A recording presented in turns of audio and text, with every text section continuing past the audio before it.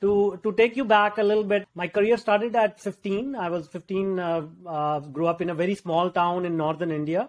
And India, even now, it's a developing country, but 30 years ago, it was pretty much behind in terms of opportunities. And living in a small town there, I mean, absolutely nothing, no educational opportunities, no business opportunities, no job opportunities.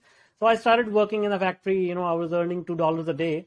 And then during those lunch hours, I used to flip through the business magazines, and something sort of triggered in my mind that, hey, these guys are at the top of their game. They are running like multi-billion-dollar companies. And it seems like they don't have anything special in terms of capabilities. That was naive of me to think. But basically, I just looked at them and said, hey, they have a brain, they have two eyes, they have ears to listen. And if they can do it, I should be able to do it. After that, after sort of daydreaming, I was like back to my work. But something triggered in my mind that, hey, I may be able to do something about it. And then I got into computers somehow. I remember that was the first computer institute that opened up in my small town. And this was 1995. And the first year I couldn't, collect enough money to pay for the program. I basically scrapped together the 1 year payment for that program and enrolled myself. And I just loved programming. I fell in love with programming, computers. And I knew I wanted to do that for the rest of my life. And then, long story short, like I moved to Canada and I started working with a lot of startups. This was .com boom 2000, the year 2000, as you recall. And so it was not a big deal to get a job in those days. But the problem was I got it right at the top of the .com boom. And within, I think, 1 year, I got laid off because the startup sort of had to let go of all the employees. And then I found another startup in New York and started working there, built a lot of big systems, global systems for them. And then September 11th happened. And once again, they lost the funding and everything. I was back on the market.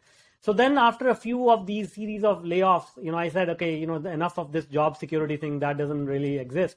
So I started my own consulting company. I started consulting with a lot of multiple startups. And then one thing led to another. I started consulting with a lot of larger corporations, Microsoft and Pearson Education, ING Bank, and to name a few. And so these companies, they wanted to move faster just like the startups did. So what they did was, they put together $100 million and said, okay, let's build a project and then do it in a startup way. Since I had experience in both larger corporations and startups, I was able to sort of cross-pollinate those skills and help them move much faster. And then I started getting into a lot of international projects, globally distributed projects. Pearson Education was a good example. The team was about 500 people spread across like 5 continents, and that project generated like $400 million in sales every year. And that was a huge success story within 5 years. So I learned a lot, but the true passion, what I saw was how technology is able to change lives, impact lives. So I worked a lot in healthcare sector. I worked a lot in education sector, wearables and logistics and things of that nature. And I saw how technology was able to reduce the frustrations that consumers had dealing with businesses. Businesses were able to serve their customers better. They were able to reduce their turnaround time and reduce the costs and everything. So it got me more and more interested in actually making impact on human life using technology.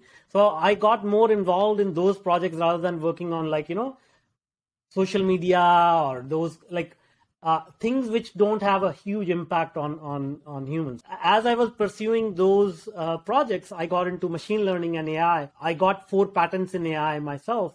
So what I saw was AI has this huge power to understand us as humans at scale. So we all come from different backgrounds, different ways of thinking. And with AI, it can actually narrow down what do most people prefer. How do we think as humans? And that is the power of data. That is the power of AI, because of which in the last 2 decades, most of the wealth, trillions and trillions of dollars have been generated utilizing the power of data. So that's when I realized, the work I have been doing, helping people with technology, it is going to culminate with this application of data and AI and using blockchain and these latest technologies to transform the world, because that is what is happening right now. Products which are part and parcel of our daily lives, Alexa, Siri, self-driving cars, and to think that this is just the AI revolution is just in its infancy.